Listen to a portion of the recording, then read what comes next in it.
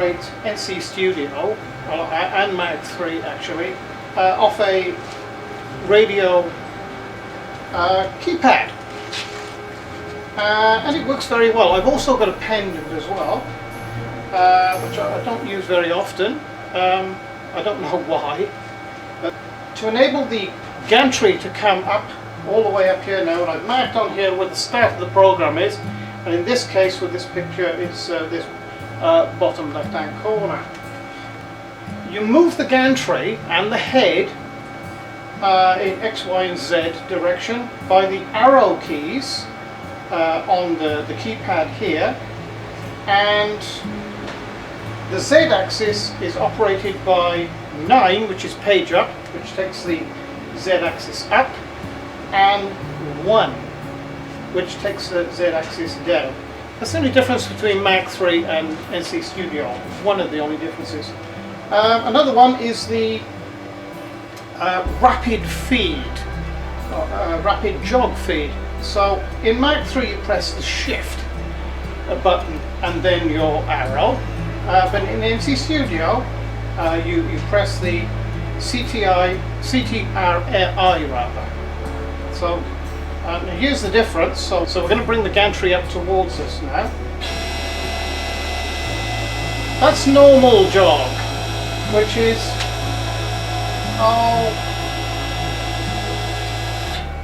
probably somewhere in the region of about 20 millimeters, about 3/4 of an inch a second. Well, you can make that very much faster by pressing that.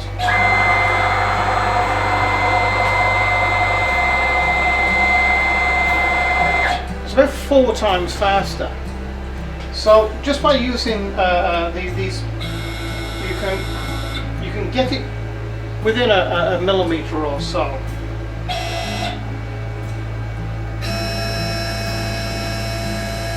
And I just to get the X and Y, I just use a very pointy tool.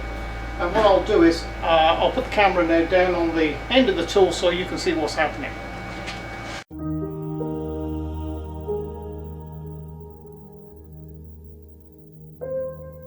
Okay, so that's as close as I need to be to get to my X-Y coordinates. And the next thing now is to zero it into NC Studio. Okay, that is simply done. I'll just explain that there's 2 rows of figures here.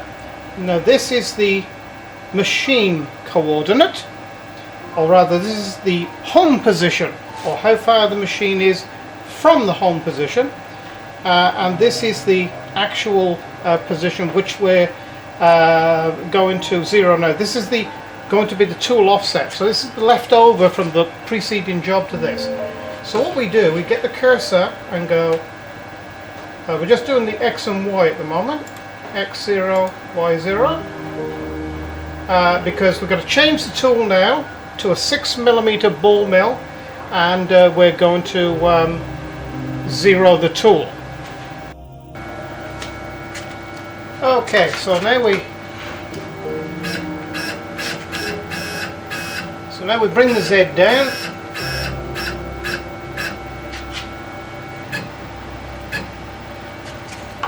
Okay, pretty close there. Put this underneath. So now I've altered the jog. I'll just swing it around and show you that. Okay, if you notice here, I've altered the jog now, so it goes 0.1 of a millimeter every time I press the key. So that's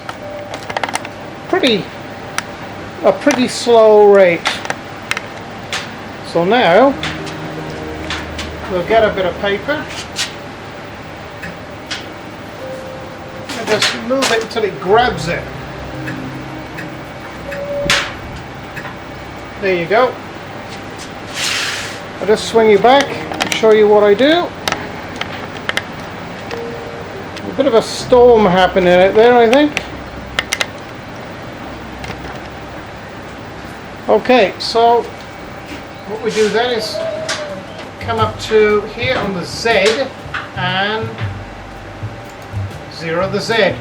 So now the 3 axes are zeroed. Righto, so this is the setup I have at the moment. This is a DTI gauge, or dial test indicator. Now this is a very, very accurate, precise measuring tool.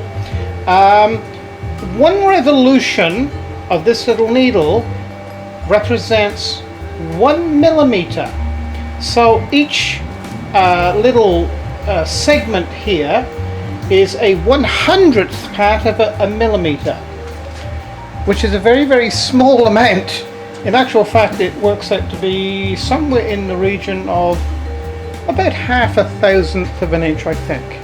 So I've explained that. Now here I have NC Studio set at 1 millimeter of jog per press of the X direction there. So what I'm going to do is zoom in so you can see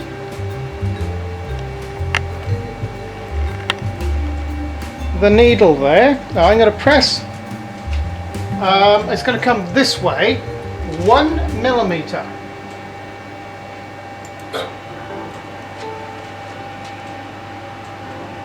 That's 1 millimeter, and it's only 100th of a millimeter out. So it's about half a thou out. And it's just, and that's bang on to where it was. Again, another millimeter. Again, another millimeter.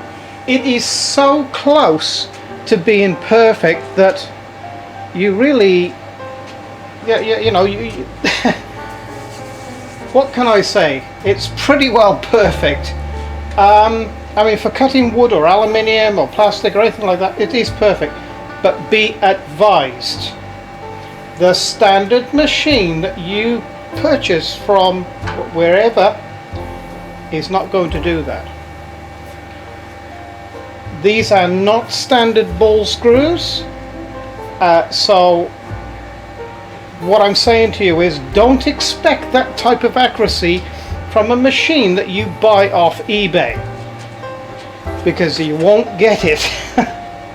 So I just thought I'd show you that, so you have a full understanding of now how accurate this machine has been made to be.